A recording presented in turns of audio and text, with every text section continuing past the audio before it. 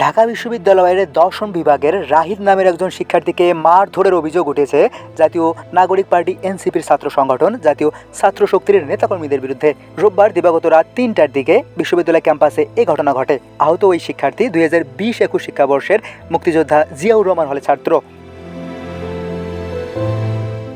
আজ সোমবার ভোরে শাহবাগ থানায় সাংবাদিকদের রাহিদ বলেন, ওরা আমার মাথায়, হাতে, পুরো শরীরে ইট, বেল্ট, মোটরসাইকেলের লক দিয়ে মেরেছে। শুরুতে SM হলের সামনে, এরপর ভিসি চত্বরের সামনে রিক্সা থেকে নামিয়ে মেরেছে।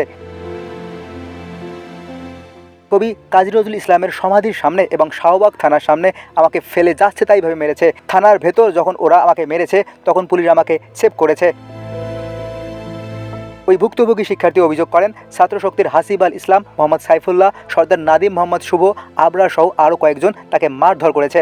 সামাজিক যোগাযোগ মাধ্যমে কেউ কেউ দাবি করছেন রাহিদ নিষিদ্ধ ঘোষিত ছাত্রলীগের রাজনীতির সাথে সম্পৃক্ত। এ বিষয়ে তিনি বলেন, আমি কোনো রাজনৈতিক দলের সাথে সম্পৃক্ত না, আমি ঢাকা বিশ্ববিদ্যালয়ের নিয়মিত শিক্ষার্থী।